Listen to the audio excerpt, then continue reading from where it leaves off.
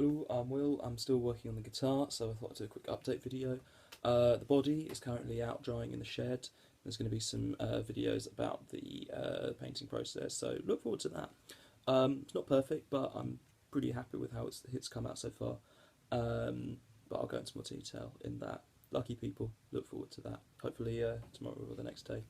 It's 27th of December, enough days after Christmas to really start to crack on. I've seen by laying pieces out on the surface of the guitar what it's going to look like when it's finished. I've tweeted some photos and stuff like that. Very excited about it coming together. So going to start getting the neck ready. What I've been doing this morning is I popped out this nut, which sounds horrendous, but it took a little bit of work. I was originally sort of just using a block to bang along there and there, and then try and tap it out from that side. Wasn't really getting anywhere. Took a pair of pliers to it, out in a minute. So could have saved myself a bit of time there. Have hit the first problem, however. As I say, this was the nut I took out to put in. This is the nut that came with it. I'm not entirely sure what it is. For some reason, just don't like the feel of it. I don't think it is sort of. I don't know if it is plastic or anything like that. Just didn't like the feel. Felt a bit plasticky. Could be worth hundreds of thousands of pounds for all I know, but I personally didn't like the feel of it. So I was going to try and put in a graphite nut, which also came from Northwest. Hope that would just slot straight in. A little trickier than that. Started sanding it down and trying to put it in, starting to get it into place. Then that snapped, so I'll be ordering a couple of new ones just in case that happens again. But trying to fit that in the new year probably, because this is going to take a little longer than I was thinking it was going to. So the next stage of working on the neck, since that is now, is going to be fitting some locking tuners to the headstock. I'm going to do that this afternoon with supervision of an adult. My dad Pete is going to be helping me out. His dad. Nice project for us to work on together, I think. And I've marked out, which I don't know if you can see on here. Let me just see that one there. Possibly that spot there. You can see, it's a bit hard to see, but I have marked out just a couple of spots where we're going to need to drill for the Spurzl locking tuners. They've got a guide pin that will sit in there, but this comes with quite a handy way of marking it out. So hopefully they're all going to sit in a straight line, which I was kind of worried about. I'm really bad at these things, so I was just going to go askew.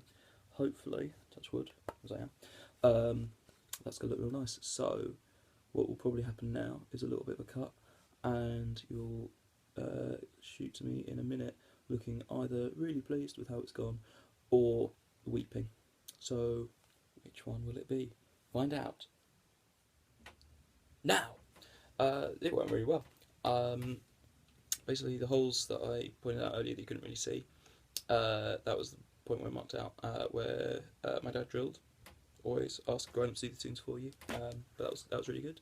My dad's a player as well. He plays acoustic stuff mostly, kind of folk and blues, and yeah, he's been very supportive of me playing guitar and screwing around with building this. So very useful to have on side, and very useful because, as you can see there, these are all pretty straight. I don't know, maybe 100% sort of, with a straight edge or something. You could discover they were slightly off, but quite like that. And as with the finish, as you'll see later, I'm kind of liking maybe the slightly skew with honesty of it, actually. It's, DIY, punk rock, which is always nice. But yeah, I think this is when I now sort of fake play this and do pretend chords on it. It's now very top heavy.